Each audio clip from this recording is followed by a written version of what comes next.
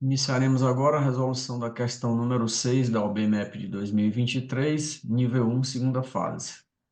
Um tabuleiro circular é dividido em 6 setores iguais, pintados alternadamente de cinza e branco. Inicialmente é uma bolinha em cada setor.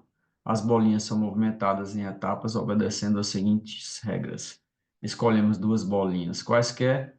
Em seguida, deslocamos uma dessas bolinhas para o setor vizinho no sentido horário e, simultaneamente, deslocamos a outra bolinha para o setor vizinho no sentido anti-horário. Então, eu vou deslocar uma no sentido horário, outra no sentido anti-horário, em qualquer parte do setor.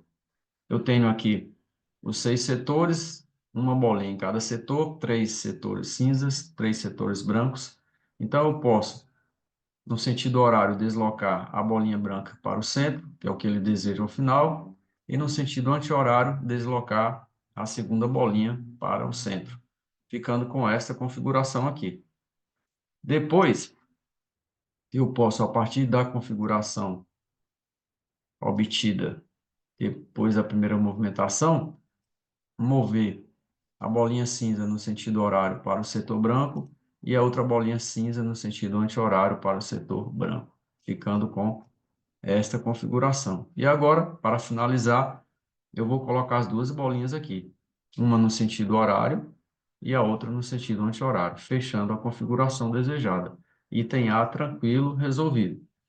No item B, explique por que, partindo do tabuleiro inicial e após qualquer número de etapas, a quantidade total de bolinhas em todos os setores brancos é sempre ímpar. Veja o seguinte, inicialmente eu tenho 3 bolinhas brancas, que é um número ímpar, e eu tenho 3 bolinhas cinzas, que também é um número ímpar.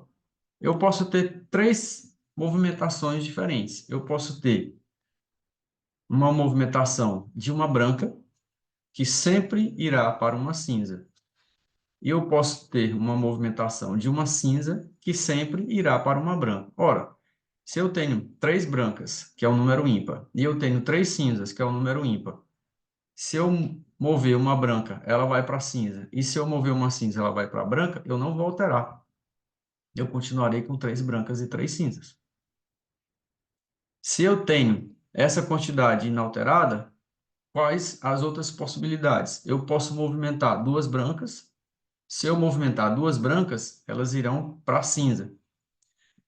Então, eu terei duas brancas a menos e eu terei duas cinzas a mais, porque a branca vai para cinza e a branca vai para cinza. Eu retirei duas brancas e coloquei nas cinzas. Então, eu tenho uma quantidade ímpar menos 2 nas brancas e uma quantidade ímpar mais 2 nas cinzas.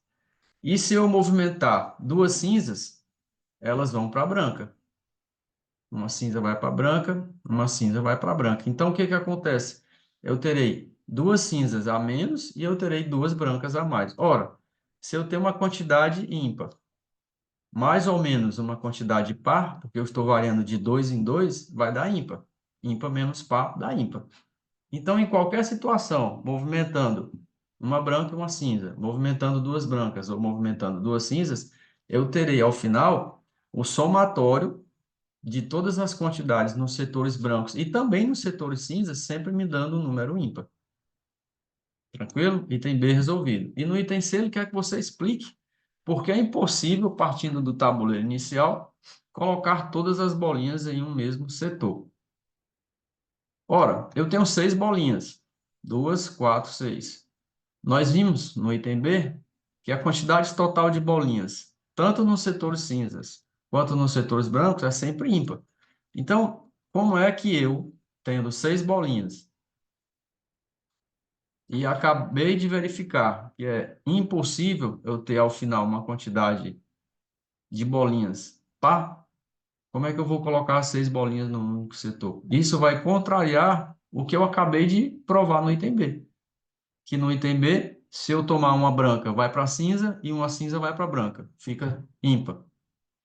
Se eu tomar duas brancas, as duas vão para o cinza. Eu aumento duas no cinza, mas eu reduzo a branca em duas. Continua ímpar menos par, dando ímpar. Então, é impossível colocar todas as bolinhas no mesmo setor, porque ao final eu terei que ter um número ímpar de bolinhas, tanto no setor par, no setor cinza, quanto no setor branco. Se eu tenho uma quantidade par de bolinhas, essa situação ela é impossível de acontecer. Lembrando que A segunda fase é uma fase descritiva e, principalmente, discursiva. Você tem que descrever o processo que você está elaborando a sua solução e você tem que discorrer. Ela é descritiva e discursiva. Então, treine, exercite o seu português, a sua ortografia, o seu raciocínio, a sua coesão, a sua coerência e a sua organização durante a resolução das questões. Eu tenho insistido muito nessas questões de segunda fase. É interessante você ter o raciocínio, mas é mais interessante ainda que você saiba expressar o seu raciocínio através de palavras e através de argumentações teóricas que sejam convincentes e coerentes. Então, treine o discurso, treine a escrita, para que você, além de ter o raciocínio pessoal, você consiga expressar e externar para o avaliador aquilo que você pensou. Lembrando que a Olimpíada de Matemática ela é, acima de tudo, uma forma de mostrar que você tem um raciocínio lógico coerente. Mas se você não conseguir transmitir esse raciocínio, você terá a sua nota de algum modo prejudicada. Então, temos que pensar corretamente e transmitir corretamente o nosso pensamento através da escrita. Um abraço, até a próxima. Espero que tenha gostado. Valeu.